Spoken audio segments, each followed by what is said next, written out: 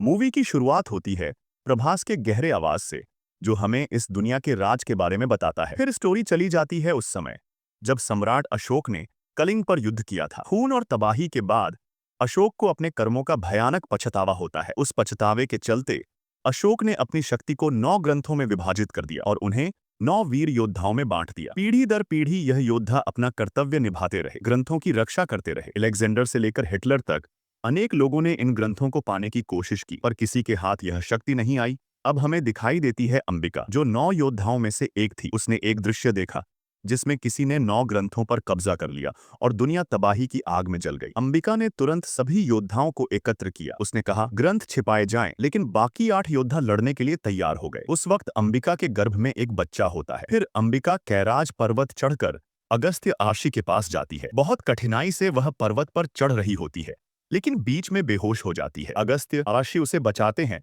और बताते हैं कि एक शास्त्र है जिसका नाम है मिराई, वही दुनिया को बचा सकता है, लेकिन उस शास्त्र तक सिर्फ वही बच्चा पहुंच सकता है जो उसके गर्भ में है। आशी अंबिका से कहते हैं कि उसे अपने बच्चे का त्याग करना होगा। अंबिका मजबूरी में बच्चे को जन्म के बाद रास्ते पर छोड़ देती है और खुद आश्रम छोड़कर निकल जाती है। 24 साल बीत जाते हैं। एक शक्तिशाली शत्रु उठता है जिसका नाम है ब्लैक स्वॉर्ड। उसने पहले ही 6 ग्रंथों पर कब्जा कर लिया है और अब उसका इरादा सब ग्रंथ पाकर दुनिया को अपने वश में करना है। आश्रम में एक गुरु, एक लड़की विभा को यह कर्तव्य देते हैं कि वह उस बच्चे को ढूंढे। विभा के पास एक अनोखी शक्ति है, वह किसी का भी मन पढ़ सकती है और सबको अपनी बातों में कर सकती है। अपनी पावर के दम पर वह एक बाबा तक पहुंचती है जिसने उस बच्चे को पाला था। उस बच्चे का नाम था वेदा। बाबा से पता चलता है कि वेदा हैदराबाद में है। हैदराबाद की गलियों में वेदा ने 10 डैडी नाम के गैंगस्टर का गंजा चुरा लिया था। 10 डैडी ने अपने आदमियों को भेजा वेदा को मारने के लिए। वेदा पकड़ा जाता है, लेकिन वह अपने दोस्तों से म्यूजिक बजाने को बोलता है और खुद अकेला सबको पीट डालता है। फिर वह गंजा में आग लगा देता है, जिससे पूरी जगह आग की लपटों में घिर जाती है। पुलिस पहुंच जाती है और वेदा गिरफ्तार हो जाता है। विभा वहां आती है और वेदा को देख लेती है। वह उसे जेल से छुड़वाती है। विभा की शक्ति वेदा पर काम नहीं करती, वह बिल्कुल अलग है। विभा उसे बताती है कि उसका एक कर्तव्य है, वह एक खास योद्धा है, लेकिन वेदा हंसी उड़ा देता है। विभा उसके दोस्त का मन पढ़कर आश्रम में मैसेज भेज देती है कि योद्धा मिल गया है। दूसरी तरफ ब्लैक स्वॉर्ड 7वें ग्रंथ के लिए जापान पहुंचता है। वहां मास्टर अकूजा उस ग्रंथ का रक्षक है। ब्लैक स्वॉर्ड अकूजा के सभी आदमियों को एक एक करके मार डालता है और आखिर में मास्टर अकूजा को भी एक ही वार में खत्म कर देता है। 7वां ग्रंथ भी उसके कब्जे में आ जाता है। अब उसके पास सिर्फ 2 ग्रंथ बचे हैं और टाइम सिर्फ 2 हफ्ते।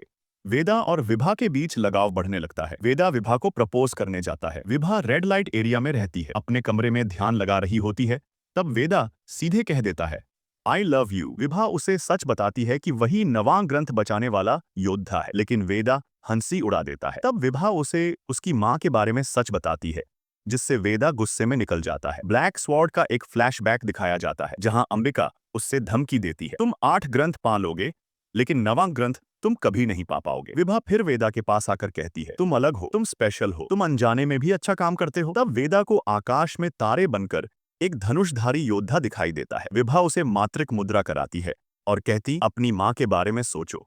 वेदा को आवाज आती है, उसकी माँ गर्व से उससे बात करती है और कहती है, तुम्हें मिराई के पास जाना होगा। वेदा के नाक से खून निकलने लगता है। अब कहानी मोरक्को में पहुंचती है, जहां ब्लैक स्वॉर्ड को 8वां ग्रंथ मिलता है। उस ग्रंथ के रक्षक उसे रोकने की कोशिश करते हैं, लेकिन ब्लैक स्वॉर्ड अपने जादू से एक शील्ड बनाता है और सबको एक एक करके मार डालता है। 8वां ग्रंथ भी उसके कब्जे में आ जाता है। वहां के सभी लोग उसके आगे झुक जाते हैं। एक फॉरेन लड़की और ब्लैक स्वॉर्ड के आदमी 9वां ग्रंथ की तलाश में आश्रम पहुंचते हैं और वहां आग लगा देते हैं। फिर वो हैदराबाद आते हैं विभा को पकड़ने। विभा जिस होटल में रहती है वहां रिसेप्शनिस्ट का हाथ काट दिया जाता है। पुलिस आती है, लेकिन फॉरेन लड़की सब पुलिस वालों को मार देती है। जब वह विभा को पकड़ने आती है तो वेदा आगे आकर लड़ता है। उस औरत के साथ वेदा की जबरदस्त फाइट होती है। फॉरेन लड़की वेदा को बुरी तरह पीट देती है। विभा उससे कहती है, वेदा को छोड़ दो, क्योंकि 9वें ग्रंथ का राज सिर्फ मुझे पता है। वो विभा को ले जाते हैं। वेदा फिर से मातृक मुद्रा करता है और अपनी माँ से आवाज सुनता है, मिराई के पास जाओ। वेदा निकल पड़ता है हिमालय की तरफ। यह वही पहाड़ है जहां 300 साल में जो भी गया वापस नहीं लौटा। वेदा कठिनाइयों से गुजरकर एक जगह पहुंचता है जहां से रोशनी आ रही होती है। उस रोशनी के अंदर एक शास्त्र था और उसकी रक्षा कर रहा था एक विशाल गरुड़, जिसका नाम था संपादी। संपादी वेदा पर हमला करता है। वेदा उससे बचने की कोशिश करता है। उस जगह बर्फ की एक सतह थी। वेदा ने उसे तोड़ दिया और दोनों पानी में गिर गए। तब वेदा को मां की बात याद आई। गरुड़ को वश में करने के लिए उसके सिर पर हाथ रखना है। वेदा ने ऐसा ही किया और संपादी को शांत कर दिया। फिर वेदा बर्फ तोड़कर उस शास्त्र को अपने हाथ में ले लेता है। जब वेदा पहाड़ के पास वाले गांव में आता है तो सभी गांव वाले उसके सामने घुटने टेक कर उसे अपना रक्षक मान लेते हैं। मूवी का अगला चैप्टर पुलिस स्टेशन से शुरू होता है। सीसीटीवी फुटेज चल रहा होता है और सब ऑफिसर शॉक में देख रहे होते हैं कि एक अकेली फॉरेन लड़की ने किस तरह 29 पुलिस ऑफिसर्स को खत्म कर दिया। हर एक का एनकाउंटर उसने ऐसे किया जैसे इंसान ना हो, कोई राक्षसी शक्ति हो। यह सब देखकर पुलिस डिपार्टमेंट के चेहरे पर दर्द साफ नजर आता है। इसी वजह से डिसाइड होता है कि एक स्पेशल टास्क फोर्स बनानी होगी जिसका मिशन होगा उस लड़की के पीछे जाना, मिराई का राज ढूंढना और वेदा को कंट्रोल करना। इधर दूसरी तरफ वह फॉरेन लड़की विभा को अपनी कस्टडी में रखती है। विभा के हाथ बंधे हुए होते हैं और उसे टॉर्चर किया जा रहा होता है। उसके चेहरे पर दर्द भी है और जज्बात भी, लेकिन वो टूटी नहीं है। उधर वेदा अपने नए शस्त्र मिराई के बारे में और भी गहराई से जानने की कोशिश कर रहा होता है। तभी एक दिव्य प्रकाश के साथ उसके सामने अगस्त्य अर्शी आते हैं। मिराई से तुम जगह के बंधन तोड़ सकते हो, समय और दूरियों की सीमाएं तोड़ सकते हो, लेकिन याद रखना वेदा, जब तक तुम अपनी आत्मा और मन को मेराई से एक नहीं कर लेते तब तक मिराई के असली पावर तुम्हारे लिए बंद रहेंगे। फिर आरक्षी उसे एक रास्ता बताते हैं। तुम्हें सिद्ध क्षेत्र जाना होगा, वहां तुम मिराई की असली शक्तियों को समझ पाओगे। स्टोरी अब एक बड़े फ्लैशबैक में चली जाती है। हमें दिखाया जाता है ब्लैक स्वॉर्ड का बचपन, जिसका असली नाम था महावीर। उसकी मां को गांव वाले कुड़ैल कहकर मार डालते हैं। गांव के लोगों का अंधविश्वास उस बच्चे की पूरी जिंदगी को अंधेरों में ढकेल देता है। बाप दूसरी शादी कर लेता है और सौतेली मां के साथ महावीर का जीवन और भी नरक बन जाता है।